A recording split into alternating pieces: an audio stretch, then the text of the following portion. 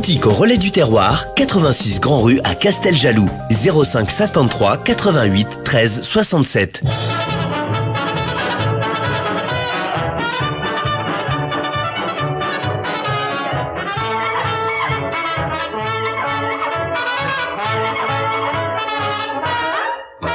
Chers auditeurs, bonjour. À l'occasion de la fête de l'asperge qui aura lieu à Fargues-sur-Ourbise dimanche 20 avril, Yannick est venu nous parler de ce délicieux produit.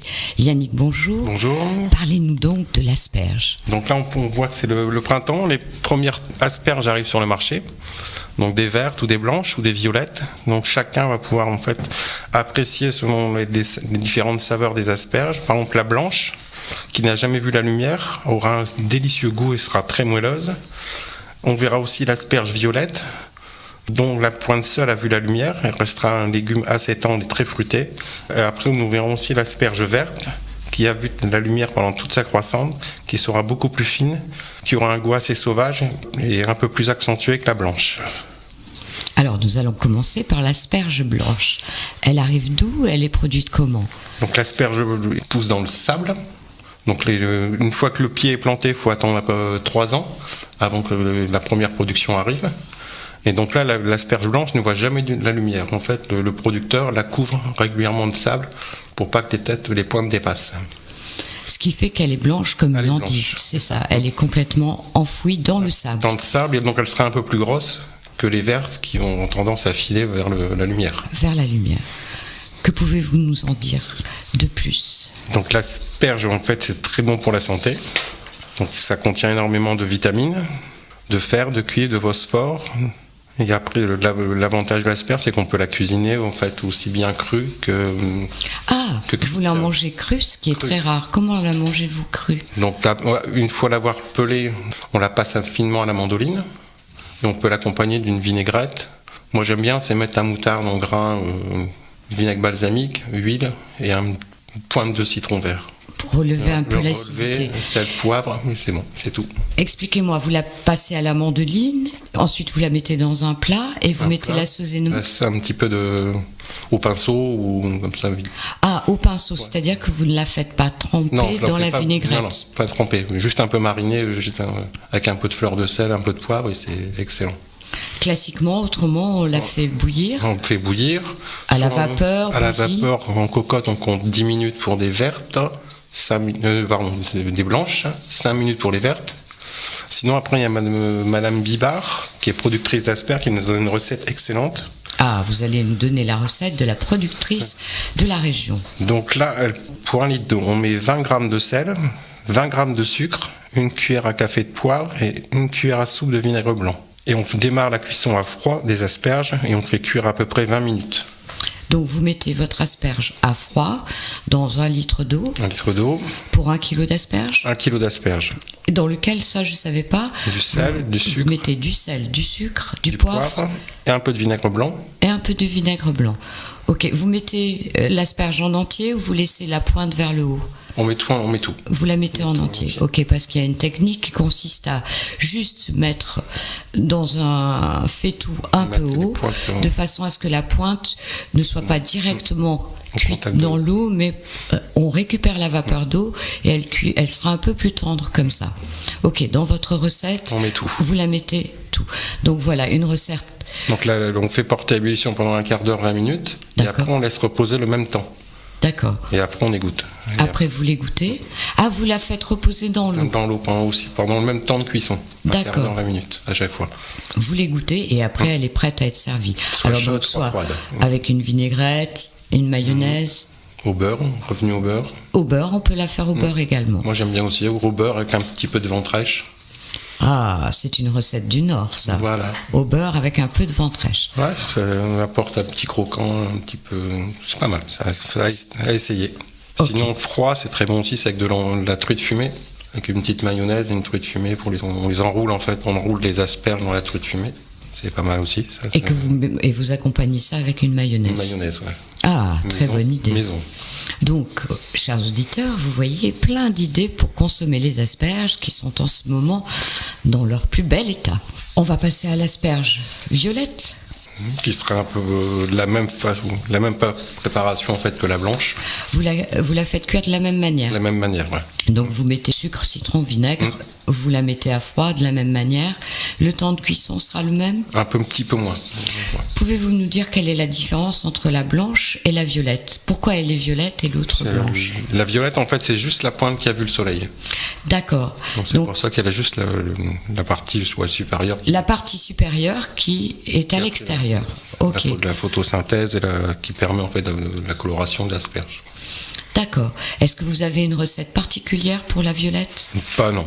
On peut faire les mêmes recettes qu'avec la blanche. On peut faire exactement pareil. Est-ce qu'elle sera de la même grosseur? Pareil. Pareil, ouais. Elle sera exactement pareille, c'est juste la petite différence couleur. vient de la tête de l'asperge qui, une sera complètement enfouie, l'autre aura vu un peu le soleil. C'est ça. Ok. Parlez-nous de l'asperge verte qui, elle, est complètement différente puisqu'elle pousse à la lumière. À la lumière, donc elle sera un goût un peu plus accentué, un peu plus sauvage. Pour la cuire, je préfère directement la cuire dans le beurre.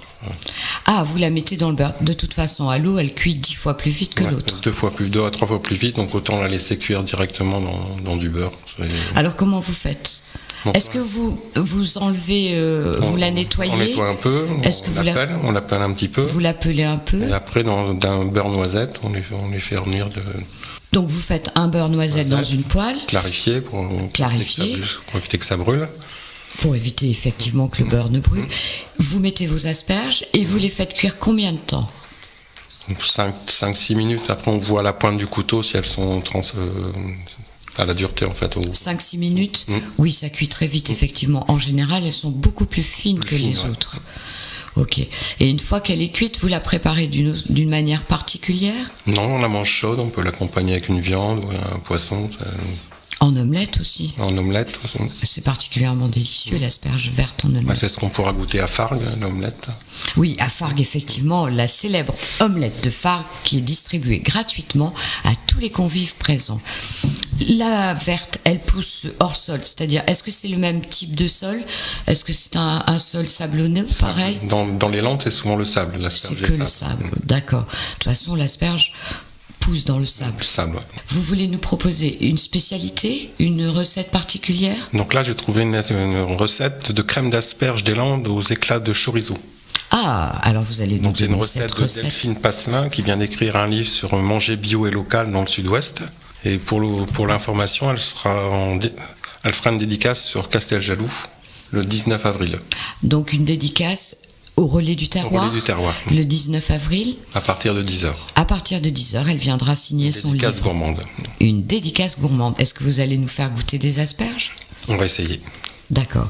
Alors donnez-nous la recette. Donc là, pour 4 à 6 personnes, on prévoit environ 1 kg d'asperges blanches, 4 à 6 tranches de chorizo, piquantes de préférence, 2 à 3 oignons, 40 g de crème végétale d'amande ou crème fleurette, 1 cuillère à soupe d'huile, du sel et du poivre.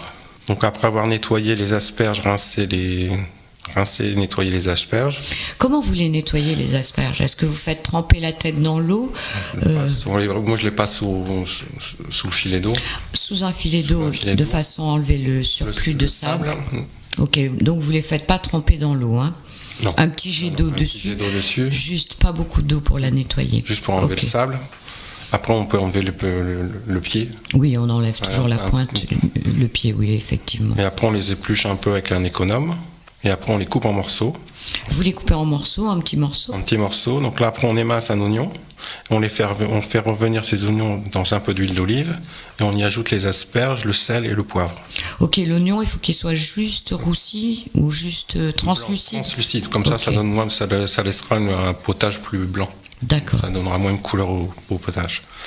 Après, on y verse 50 centilitres d'eau et on couvre et on laisse cuire le tout pendant 30 minutes à petit feu. Alors 50 centilitres d'eau, donc vous allez recouvrir vos asperges une fois qu'elles ont été revenues avec l'oignon et vous laissez cuire 30 minutes. 30 minutes. Ok. Donc, une fois qu'elles sont cuites. Une fois que c'est fini, on passe soit au blender, soit au mixeur pour mixer en fait les asperges et le jus. Ah, vous les mixez? On les mixe. Et vous les remettez dans le jus? On les remet et après, une fois qu'on a fait ça, on y ajoute la crème fraîche. Et après, au moment de servir, en fait, on fait revenir un peu de chorizo à la poêle et on vient mettre des petits morceaux de chorizo sur votre crème d'asperge. Sur la crème d'asperge, ouais. Ah, très bonne recette. Vous savez qu'on peut aussi mettre du jambon grillé. Du jambon, ouais. En fait, un produit salé. Salé. Une ventrèche grillée, un jambon grillé. Un produit gras pour exhauster un peu les goûts, c'est ça qui est intéressant. Pour rehausser le goût de l'asperge. Ah, c'est une très bonne idée. Eh bien, je vais vous souhaiter bon appétit. Merci Yannick d'être venu nous parler de l'asperge. Et puis, à la semaine prochaine. Et n'oubliez pas, le 20 avril, la fête de l'asperge à Fargues-sur-Orbise. À la semaine prochaine. Au relais du terroir, 86 Grand Rue à Casteljaloux. Invitez sur votre table et dans votre cuisine une sélection des meilleurs produits du terroir du Lot-et-Garonne. Pour ravir famille et amis autour de recettes et de saveurs authentiques directes producteurs. CFM Radio